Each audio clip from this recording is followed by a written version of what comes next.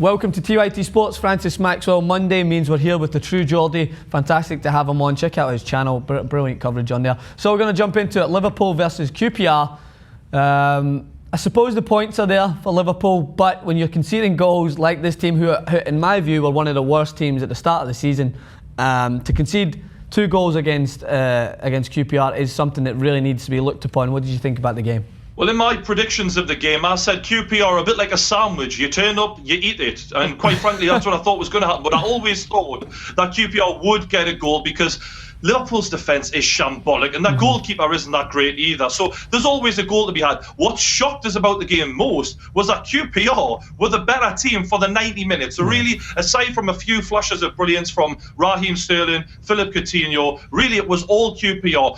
Balotelli, I mean, where was he? Bobby Zamora, nobody knows who he is, but he's making Balotelli look like a chump. Yeah. So that really surprised me about this game. And I think Liverpool, going into the Real Madrid game, if they go and play like this against Real Madrid, it'll be a massacre. Yeah, especially the way Real Madrid have been playing. I think someone spit out some crazy results. We do it on tactics. I think they've outscored their opponents in the La Liga something like 40-1 and something like that in this season. They're banging in the goals, 5-0, 5-0 here and there. Ronaldo scoring just for fun. So I think Liverpool really need to check themselves out. I said way back in one of my early videos about Liverpool, and I got slammed by Liverpool fans. They're like, Lovren is a top-class defender. Lovren is not a top-class defender, and he will never be a top-class defender. There's no doubt. We talked about this before at Liverpool. I'm sick of people coming on and talking about how these players who, just because they shone at Southampton and they shone there, it means they're going to be top-class, because that's not. If you want to cut it in the top 4, you need to be bringing in someone who's just going to master the defence. Like Chelsea signing Gary Cahill. I knew Gary Cahill was a great player when I first seen him, and they signed him, and they took a little while to mould him into that player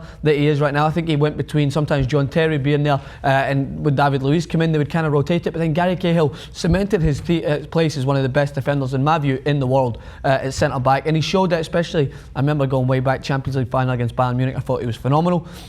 But you're looking at Lovren, they threw him straight in there, and he looks like he's a little kid who's just got the chance to play with his big brothers, and he's like, oh, I'm so excited, and he dives into tackles and he flies everywhere. And I caught it on the tactics when the amount of times he steps in front of his line. And I used to play defence, and I was like, this one thing I hated is when a defender of mine would step in front and try and shadow the ball. But this is what I'm talking about with Liverpool. They signed the players like this during the summer transfer window, and they just needed someone to come in and master defence. Because if you've got a strong midfield who are going to maybe like keep you structured the full game, you don't need to worry so much about your centre backs. But Gerrard's getting on a bit. Jordan Henderson's not going to come in there and cover the way a Makelele would do. I think they need someone in there to take ownership of this defence.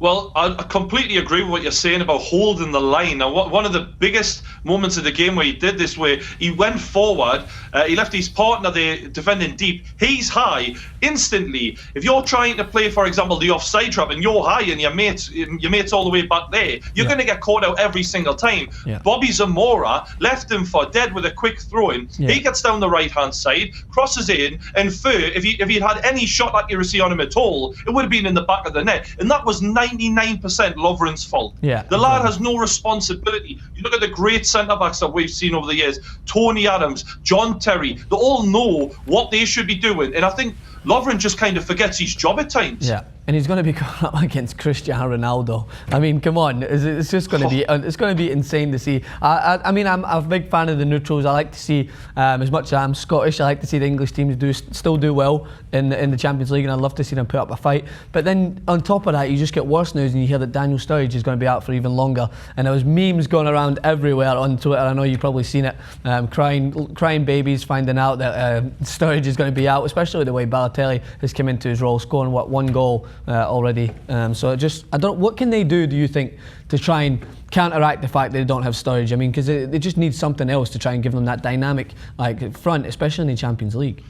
Well, it's a tough one, to be honest, because if Mario Balotelli is ever going to do anything, it's probably in a big game. Yeah. You look at everything he's done in the Premier League so far, he generally looks like he just can't be bothered. Liverpool are relying a lot on Coutinho, Raheem Sterling. These are two young kids, man. You shouldn't be relying on them. Yeah. Liverpool should know more than anyone. You burn them out. They did it to Michael Owen. They did it to Robbie Fowler. They'll get a few good years out of them, but come 28, 29, their best days will be behind them. Yeah. So I think maybe it's Ricky Lambert. They might have to turn to Ricky Lambert just to hold the ball up, to bring Coutinho, to bring Sterling into the game, because really Balotelli, unless he does play and do something magical, for the majority of the game you don't even know he's there unless he can't be bothered to chase a ball and the camera goes on him and he shrugs his shoulders. Yeah, absolutely. I just agree with you on that, and I think that when you're thinking about Brendan Rodgers, I think he's a really good man manager. He showed last year what he can do, bringing a team that basically had no right to go up to that, to challenge it to that point in the Premier League. Obviously with Suarez in there, it was a different story. You've got a player of that class. But I think that he really needs to figure out basically not as much who's the stars in the team, but who's going to put in the work and who's going to get in the box and get the goals. Because someone like Ricky Lambert, as you proved with Southampton, can get in there, mix it, and can get in and basically get on the end of stuff, because that's the only way it's going to happen, especially against Real Madrid.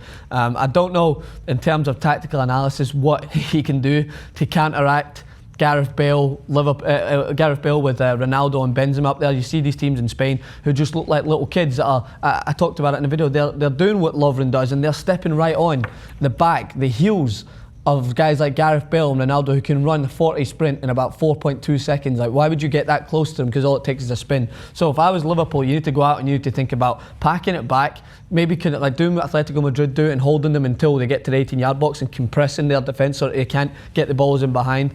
It's going to be interesting to see. What's your prediction on the Liverpool-Real Madrid game?